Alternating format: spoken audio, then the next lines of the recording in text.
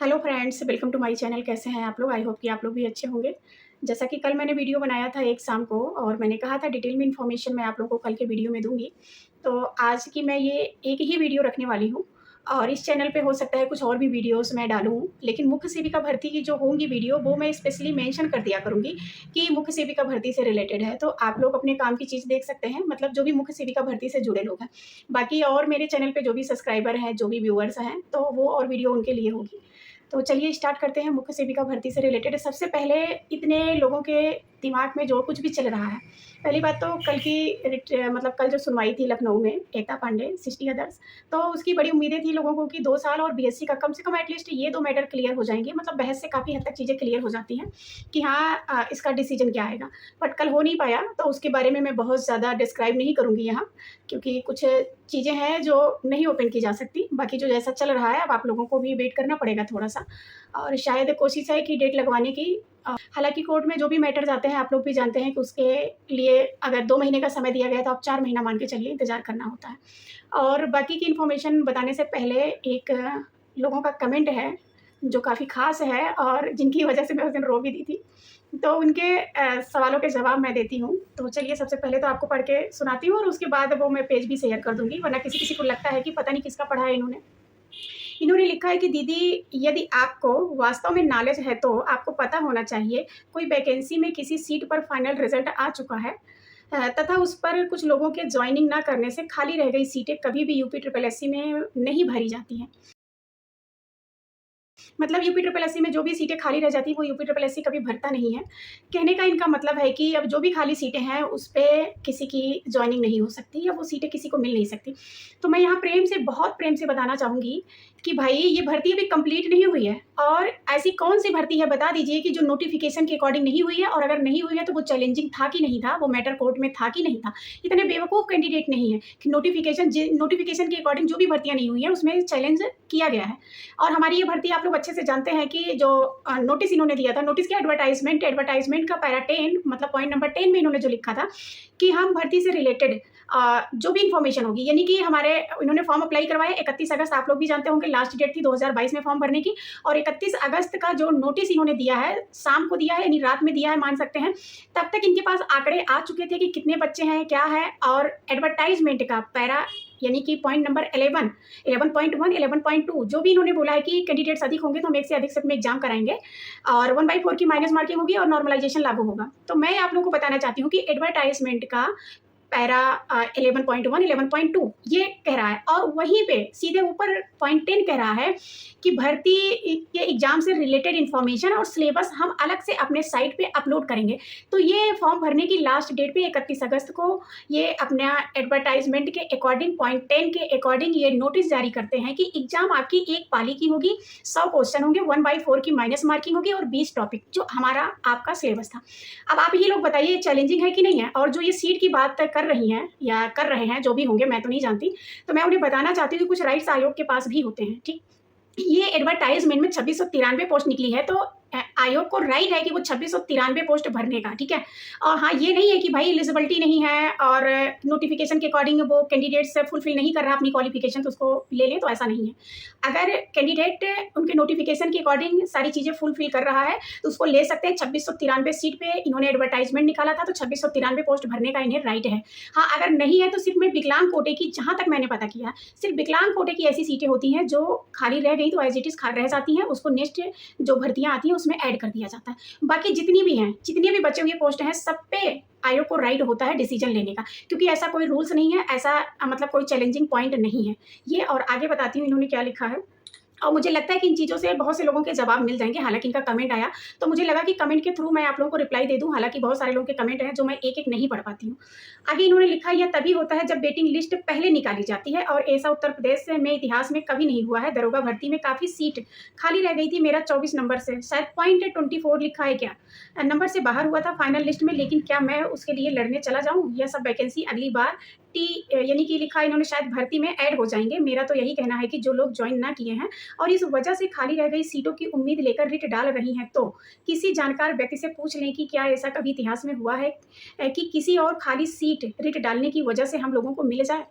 तो मैं ये बताना चाहती हूँ कि आज तक जिस इतिहास की बात कर रहे हैं, उस इतिहास में ऐसा भी कभी नहीं हुआ है कि नोटिफ़िकेशन के अकॉर्डिंग भर्ती ना हुई हो। ऐसा भी नहीं हुई हो मतलब इतिहास में ऐसा भी नहीं हुआ है कि रिज़ल्ट जारी करने के बाद आप पोस्ट फैक्टो अप्रूवल लेके आएँ। और जितना मैं कह रही हूँ, ये जिन्होंने भी कमेंट किया है, उन चीज़ों पे भी गौर करिएगा। क्या ऐसा कभी इतिहास में हुआ है? अगर इतिहास में जो चीज़ें आपने लिखी है नहीं हुई है, तो जो आयोग ने किया है इतिहास में वो चीज़ें भी नहीं हुई हैं कि रिज़ल्ट देने के बाद पोस्ट फैक्टो अप्रूवल लिया जाता है। ठीक? मुझे लगता है कि इससे मतलब इनके सवालों के जवाब मिल गए हैं। आगे इन्होंने और लिखा है, ऐसा कभी नहीं हुआ था। आप लोग बुद्धि का प्रयोग कर निर्णय लें तथा अपना पैसा बर्बाद होने से बचाएं, या सोची समझी साजिश भी हो सकती है किसी की। तो मैं यहाँ बताना चाहती हूँ कि ये कम से कम मेरी सोची समझी साजिश नहीं है। मेरे माध्यम से जितनी भी लड़कियां रेट में हैं, वो बहुत अच्छे से जानती हैं कि 1, डेढ़, 2, ढाई हज़ार में किसने कितना बड़ा एडवोकेट खड़ा किया है, एडवोकेट की फीस क्या है, और सारी की सारी चीज़ें हम पिछले वीडियो में खुद ही बता चुकी हूँ कि किसने कितना पैसा, मतलब कितना पैसा मैक्सिमम लिया गया है, कितना दिया गया है, ये हिसाब मैं दे चुकी हूँ। ठीक है? और हमारे ग्रुप में जितने कैंडिडेट हैं, हमने स्क्रीनशॉट पूरा डाला था, जितने लोगों ने जो पेमेंट किया है और हमने जहाँ-जहाँ पेमेंट किया है, ग्रुप में जितने भी लोग हैं याचिकाकर्ता, सबको ये चीज़ पता है। तो हमने कोई चीज़ छुपाया नहीं है यहाँ, कहाँ से कितना पैसा है, क्या है, और ना मैंने किसी लड़की को गुमराह किया कि आकर रिट फाइल करो, रिट फाइल करो। हमने हमेशा अपने वीडियो में यही बोला है कि अगर आपको लगता है कि आपके अधिकारों का हनन हुआ है, तो आप भी अपने लिए लड़ सकती हैं, आवाज़ उठा सकती हैं। तो ये सबका अपना डिसीजन है भाई। मैंने किसी को डिमोटिवेट या फिर किसी को यूज़ नहीं किया है, या किसी का ब्रेन वॉश नहीं किया है। और जो जितनी भी सीट की बात आप कर रहे हैं ना कि हाँ, आयोग ऐसा इतिहास में नहीं हुआ, फलाना ढिमका, तो मैं आपको बताना चाहती हूँ इतिहास में तो बहुत सारी चीज़ें नहीं हुई हैं। इतिहास के आधार पे ही वर्तमान का निर्धारण होता है। इतिहास हमें इसीलिए पढ़ाया जाता है कि इतिहास के आधार पे हम आने वाले समय में अपने साथ वो चीज़ें ना होने दें, वो घटनाएँ या फिर वो अपना शोषण ना होने दें। तो उसी के मद्देनज़र मैं आप सभी से ये कहना चाहती हूँ कि जैसा मैंने कल के वीडियो में बताया था कि कम से कम एक सेंटर की मैं बात करती हूँ, वहाँ पे 6 सीटें खाली थी। तो 6 लड़कियों को वहाँ भेजा गया था, जिसमें से सिर्फ 2 ने जॉइन किया है और 1 ने एप्लीकेशन डाला है अभी 2 दिन पहले। हो सकता है वो जॉइनिंग कर लें, क्योंकि वो भी 2 साल की हैं। लेकिन मैं इतना ज़रूर कहूँगी कि जो भी लड़कियाँ, चाहे वो 2 साल की हों, चाहे बीएससी हो, अगर 400 लड़कियाँ सेलेक्ट हैं, तो 400 में से यकीन मानिए 300 प्लस ऐसी लड़कियाँ हैं जिन्होंने जॉइनिंग नहीं किया है, या उन लोगों ने जॉइन किया है जिनकी कहीं जॉब नहीं थी। मैक्सिमम में ये 200-250 ऐसी लड़कियाँ हैं जिनकी ऑलरेडी कहीं जॉब थी और उन्होंने उस जॉब को छोड़ा नहीं है और इधर पे भी जॉइनिंग नहीं किया है। तो आयोग को मैं ये नहीं कह रही हूँ कि ये सीटें फटाफट किसी और को दे देंगे, लेकिन अगर कोर्ट में ये डेट पड़ी है, अगर कोर्ट पूछता है, सवाल करता है कि आपके पास इस भर्ती में कितनी सीटें खाली हैं, तो ये आयोग अगर बताता है कि हमारे पास 400-500 इतनी सीटें हैं, इतने लोगों ने जॉइन किया, सारा डेटा देना पड़ेगा। ठीक है? और डेटा देने के बाद आयोग को राइट बनता है कि कोर्ट के आदेश के अकॉर्डिंग कि आप याचिकाकर्ताओं को वो सीट दें। अगर ये अपनी एलिजिबिलिटी आपके नोटिफिकेशन के अकॉर्डिंग चीज़ों को फुलफिल करते हैं, तो आपको इन्हें सेलेक्ट करना होगा। अगर कोर्ट का ये जजमेंट आता है, तो आयोग इसमें कोई आनाकानी नहीं कर सकता, और आयोग के पास ये राइट भी है कि बची हुई सीटों पे उसी भर्ती से वो, उसका अपना राइट है भाई। वेटिंग लिस्ट के लिए तो कितनी बार मुद्दे उठे हैं, कहाँ नहीं उठे हैं।